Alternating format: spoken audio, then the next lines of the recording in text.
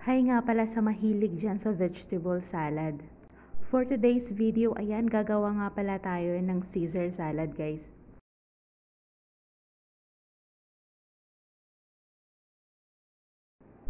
Naghiwa na nga pala ako ng breast chicken dyan. Nilagyan ko lang yan ng paminta at konting asin. At syempre, nagpainit na ako ng kawali at nilagyan ko na yan ng mantika dahil piprituhin natin yung ating breast chicken para sa ating salad.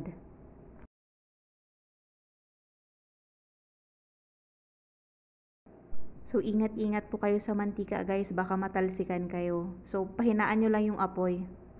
Dahil yung ating breast chicken, hindi naman kailangan na sobrang lutong-luto talaga dahil hihalo lang natin ito sa salad. Kapag ganyan na yung kulay niya, guys, kunin nyo na. So, hiniwa ko nga pala ito ng pahaba.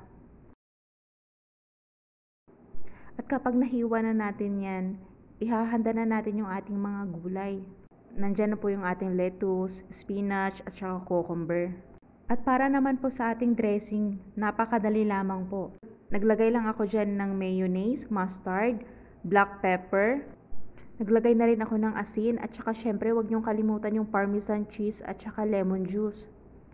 So kapag okay na ang ating dressing, guys, ihahalo na natin yung ating mga sangkap. So nilagay ko na yung spinach, nilagay ko na rin yung cucumber at isusunod na natin yung lettuce. Syempre malinis na yan, nahugasan na yan at nahiwa na. Mekos-mekos na lang yan, guys. At syempre yung hiniwa nating breast chicken, ilalagay na natin dyan.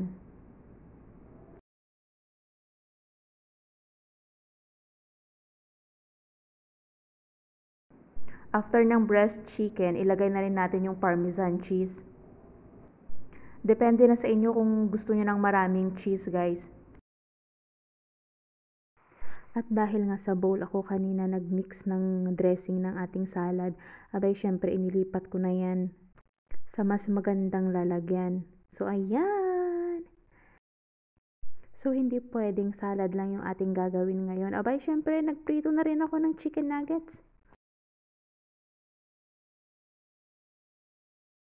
So imekos-mekos lang yan, guys, hanggang sa mag-golden brown yung ating nuggets. At syempre kapag luto na, abay, ililipat na natin yan, tatanggalin na natin dyan sa kumukulong mantika. At syempre sinundan ko na rin yan ng chicken pops. So ganun pa rin, antayin lang natin na mag-golden brown yan, guys.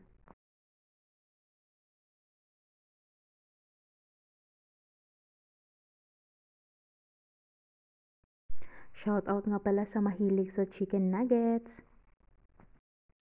At syempre kapag may chicken nuggets tayo, hindi pwedeng wala tayong french fries. At dahil nga mainit na yung ating mantika, ingat po kayo sa paglalagay ng ating potato fries. Kapag nailagay nyo na nga pala yung potato fries, wag na wag nyong imekos-mekos yan, guys, dahil malambot pa yan, masisira. Oh my God. So hayaan nyo lang na pag na-feel nyo na medyo matigas na, saka nyo siya imekos-mekos.